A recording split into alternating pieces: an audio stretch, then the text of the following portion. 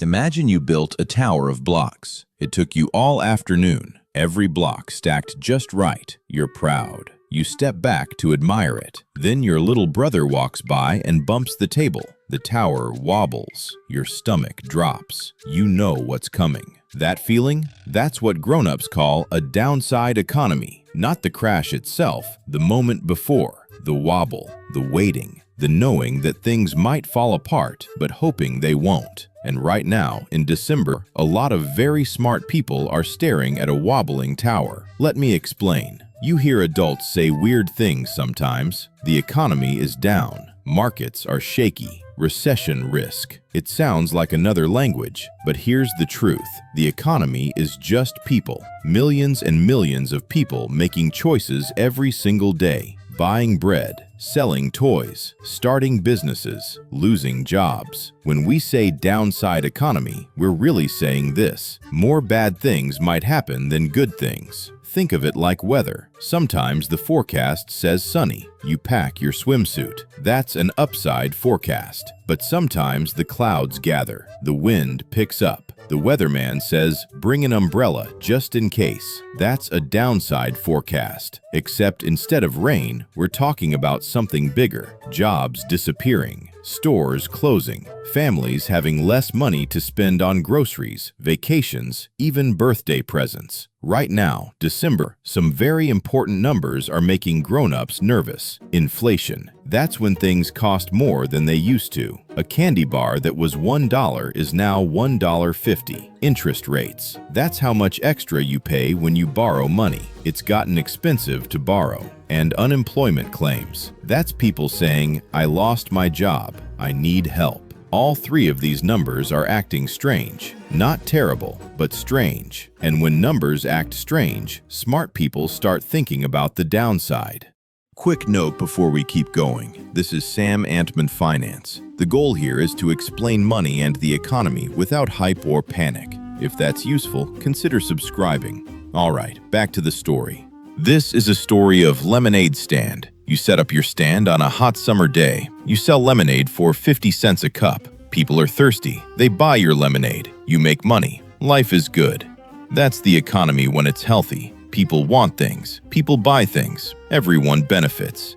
But then something changes. Maybe it gets cloudy. Maybe people aren't as thirsty. Maybe your neighbor opens a lemonade stand and charges only 25 cents. Now you have a problem. You can lower your price, but then you make less money. You can keep your price the same, but then fewer people buy from you. Either way, your little lemonade business is facing downside risk. Now imagine this isn't just your stand. Imagine it's every lemonade stand in the world, every restaurant, every car factory, every clothing store. When enough businesses face trouble at the same time, the whole economy starts to wobble. Here's the tricky part. It's all connected. When businesses make less money, they hire fewer workers. When workers lose jobs, they buy less stuff. When people buy less stuff, more businesses make less money. See the circle? It feeds itself. That's what economists call a downward spiral. And when people worry about that spiral happening, they say we're in a downside economy. Not a crash, not yet. Just the worry, the wobble, the umbrella just in case feeling. Now here's where things get a little uncomfortable. Let's play with some real numbers. In a healthy economy, about 4 out of every 100 people who want jobs can't find one. That's normal. People switch jobs. New graduates look for work. That's life. But when that number creeps up to 6, 7, 8 out of 100, that's millions of extra people without paychecks. And here's the math that grown-ups don't like to talk about. When you lose your job, you don't just stop earning. You start spending your savings. The money you put away for emergencies, it starts draining fast. Most families can survive about 3 months without income. Some can last 6. Very few can last a year. So when someone says downside economy, they're really saying if enough people lose their jobs at the same time, millions of families will run out of money within months. That's not fear-mongering. That's just arithmetic. And it gets weirder. You'd think during scary times everyone would save more money, right? Be careful. prepare for the worst. But that's actually part of the problem. When everyone saves at once, nobody spends. When nobody spends, businesses earn nothing. When businesses earn nothing, they fire workers. When workers get fired, they have no money to spend. The very thing that feels safe actually makes things worse. Economists call this the paradox of thrift. What's smart for one person is dangerous for everyone. It's like if everyone in your class decided to whisper at the same time. Each person thinks they're being quiet, but together it's still noisy. Individual logic versus group reality, they don't always match. Now here's something funny. Turn on the news. You'll hear someone screaming about economic doom, markets crashing, society collapsing. Buy gold, hide your money under your mattress. Then change the channel. Someone else is saying everything is fine, jobs are strong, the future is bright, keep spending, keep investing. Both can't be right. So what's actually true? The boring answer? Nobody really knows. And I mean nobody. The smartest economists in the world, people with walls covered in diplomas, get predictions wrong all the time. In 2007, almost nobody predicted the huge financial crash of 2008. It caught everyone by surprise. In 2020, a virus shut down the entire world economy. No economic model saw that coming. So when someone tells you with absolute certainty what the economy will do next year, smile politely. They're guessing. The honest thing to say is this: there are warning signs. The tower is wobbling, but it might not fall. That's what downside economy really means. Not certainty of disaster, just elevated risk, higher chances of bad news than good news. It's the difference between "it's definitely going to rain" and "you should probably bring a jacket." Now let's think bigger.